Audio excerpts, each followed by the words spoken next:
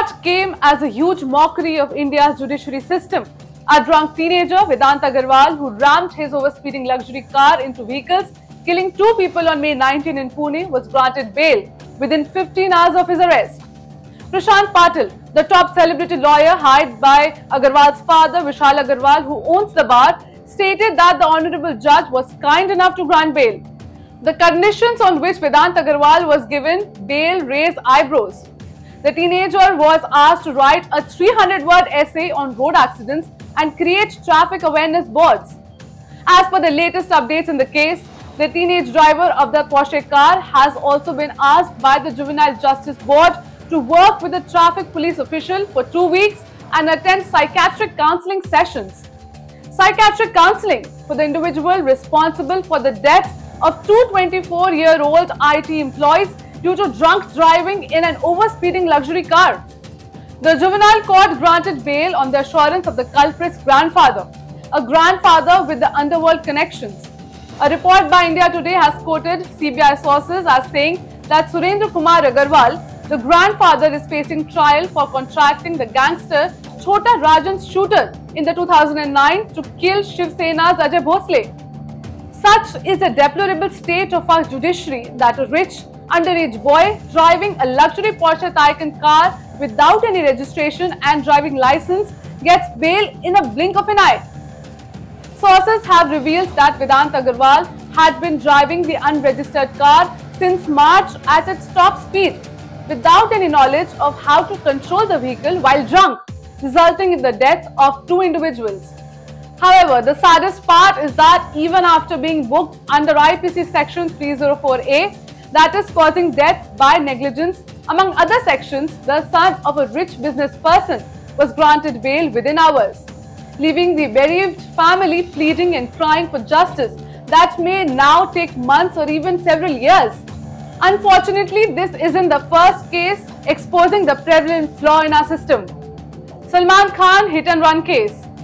It was in 2002 when the renowned Bollywood actor killed 1 and severely injured 3 people. However, it was after 11 years in 2013 that the first charges were laid against him.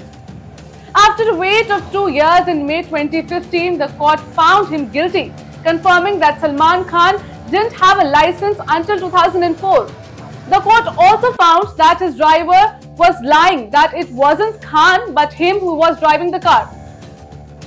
The biggest tragedy was that the prime witness in the case, Ravindra Kumar, a former official in the Mumbai police, was isolated and mentally tortured by the Mumbai police, forcing him to retract his statement.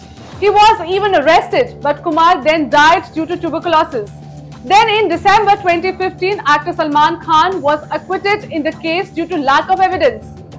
In July 2016, the Maharashtra government filed an appeal against his acquittal, which the Supreme Court accepted.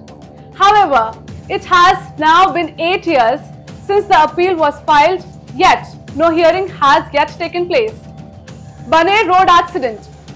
In 2017, Sujata Shroff, a Pune builder, crashed into a median, mowing down 5 persons, of which 2 were killed while 3 were critically injured. Nonetheless, Shroff was granted bail within hours, while a plea requesting the cancellation of the bail was rejected.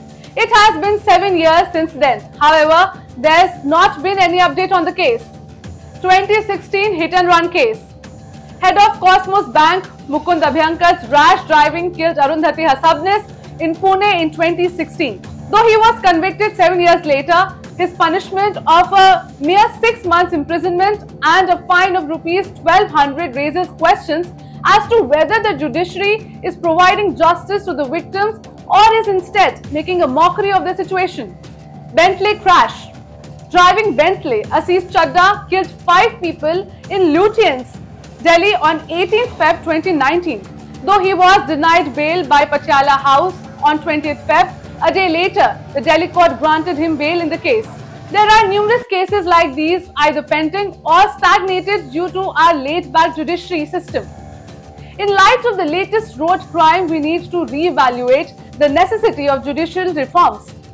Although amid severe backlash, the Juvenile Justice Board on Wednesday revoked the bill granted to Vedant Agarwal, asserting that the minor must be sent to the Children Observation Center.